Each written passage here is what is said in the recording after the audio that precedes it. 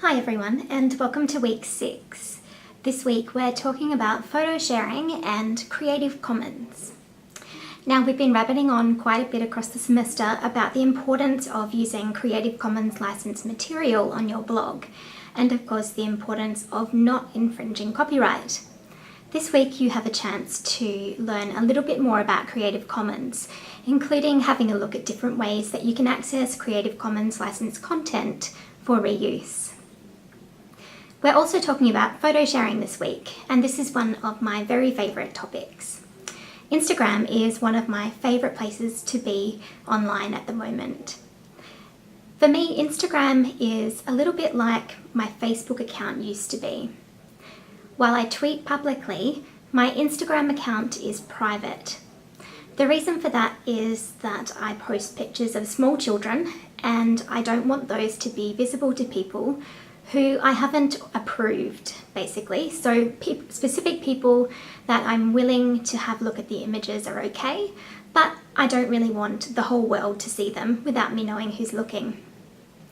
So that's the major reason that my Instagram account is private. In Instagram, for me, there's something about reciprocity too that's really important. I tend not to follow people who don't post photos, and I tend not to allow people who don't post photos to follow me. For me, it feels like there's got to be some kind of exchange, that Instagram is quite an intimate space, and I'm not necessarily interested in connecting here with people who aren't interested in showing me their photos.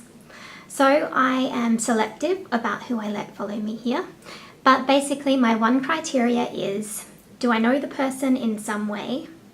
Am I happy for them to see photos of the kids with their names attached? And do they post photos themselves? Am I going to get something out of being connected to them in this space?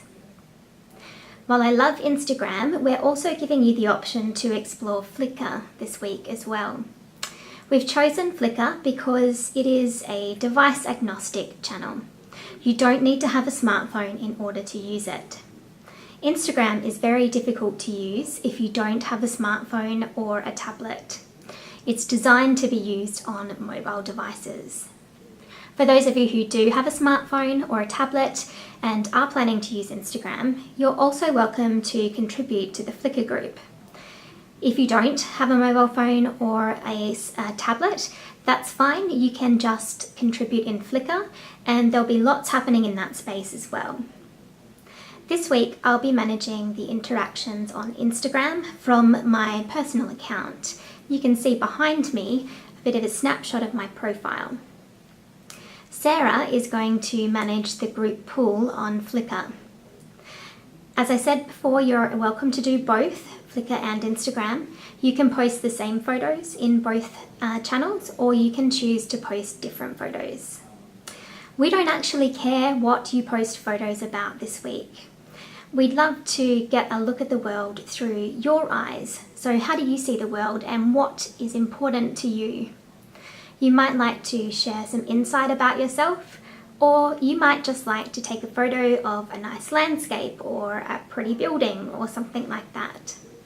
The content itself is not particularly important. What we want you to do is to try out the functionality of these tools and to follow some organisations in these spaces so that you can get familiar with how they work. Also this week we've got our final workshop where we'll be having 5 guest speakers. One is coming along who was going to come last week but was unfortunately unwell. This week we will be having a pizza night, so I'm going to ask you to add your pizza preferences and any dietary requirements you have onto the intro post for the week. For now, go start taking photos and having fun in Instagram and on Flickr, and I look forward to seeing you all on Friday.